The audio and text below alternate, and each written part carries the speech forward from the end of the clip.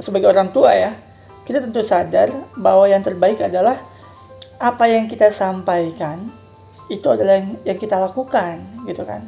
Tentu sebagai orang yang berusaha baik kita harus sadar itu dulu. Nah, tapi gimana kemudian kalau ada kasusnya ada orang tua yang kurang baik gitu kan, yang melakukan hal-hal yang nggak baik gitu ya, entah mabok, entah ngerokok dan judi dan seterusnya, apakah dia harus mengajarkan hal yang tidak baik itu juga ke anaknya? Jawabannya tentu tidak kan, gitu kan. Kalau orang tuanya ngerokok, masa sih kita mau begitu kita tahu bahwa rokok itu nggak sehat? Apa iya gitu kan? Kita ingin anak kita atau ponakan kita juga ngerokok gitu. Ketika misalnya mabok itu nggak bagus gitu, apa iya kita berharap anak kita dan ponakan kita atau yang anak-anak yang lebih kecil dari kita itu punya kebiasaan mabok juga? Kan enggak gitu kan. Dalam hal keteladanan kita harus berusaha untuk memberi contoh yang baik. Tapi kalaupun belum bisa gitu ya, kalaupun belum bisa memberi contoh yang baik ya, kalau ada orang tua gitu kan yang misalnya belum bisa meninggalkan perbuatan buruk, dia harus punya dia harus tetap punya kesadaran bahwa dia harus menyampaikan yang baik juga gitu kan. Jangan sampai perbuatannya udah nggak baik, dia juga nyampaikannya nggak baik. Ayolah anak-anak, ngerokoklah sebanyak-banyaknya. Ayo anak-anak, mabuk-mabuklah sering-seringnya. Kan nggak mungkin seperti itu gitu kan. Kalau dia punya perbuatan yang buruk, seenggaknya dia, ayo dong, kamu bisa mengucapkan yang baik kok gitu kan. Bisa ada orang tua yang mabuk itu nggak bagus, ngerokok itu nggak bagus gitu. Tetap pesankan, tetap wasiatkan sesuatu yang baik ke anak-anak yang lebih muda dari kita gitu.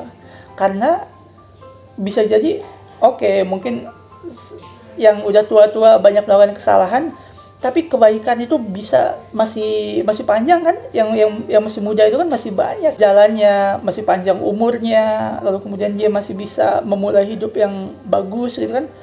Yang tua ini biasanya susah mengubah kebiasaan buruk ya, meninggalkan kebiasaan buruk, karena mungkin dia udah banyak melakukan kesalahan gitu ya. Misalnya kayak gini ya, contoh aja nih. Dia dari kecil sampai dengan umur 20-an tahun itu seneng banget gula. Itu mungkin di umur 21 tahun, 22 tahun, 23 tahun itu sangat susah melepas gula. Pokoknya minum harus manis, makanan harus manis, apa harus manis kayak gitu. Nggak bisa tiba-tiba gitu. Nah, tapi kalau misalnya anak-anak kita yang masih kecil, masih 2 tahun, 3 tahun, 5 tahun, itu tentu mereka lebih mudah seharusnya untuk hidup dengan gula yang takarannya itu sehat gitu. Jadi gimana kita sebagai orang tua kalau punya kebiasaan buruk, ya tetap nasihatin yang baik-baik. Cuman memang nanti apakah nasihat kita itu cukup efektif gitu kan. Nah, itu tergantung teknik lagi gitu kan. Karena banyak kan sebetulnya ada yang orang tuanya penjudi, anaknya soleh gitu kan. Ada yang orang tua yang ngerokok, anaknya sama sekali nggak ngerokok. Ada yang orang tuanya pemabuk dan seterusnya, anaknya sama sekali nggak mabuk. Itu banyak kan gitu kan. Itu yang pertama teknik ya. Teknik ketika menasehati. Yang kedua, bisa jadi generasi yang lebih muda itu diselamatkan oleh Allah SWT, yaitu karena doa dari leluhur-leluhurnya. Kan kita sering berdoa, ya Allah, berikanlah, anugerahkanlah pada kami ya Rahman ya Rahim, anak-anak yang soleh-soleha, anak-anak yang sehat, yang kuat, yang cerdas, yang melakukan banyak kebaikan. Kan kita nggak tahu gitu kan, doa mana yang sebetulnya ngebuat kita baik itu. Entah doa orang tua kita, ibu ayah kita, entah nenek kakek kita, entah buyut kita atas-atasnya. Kan kita nggak tahu gitu kan. Jadi itu banyak faktor sebetulnya. Kayak gitu ya. Semoga membantu lah settingnya.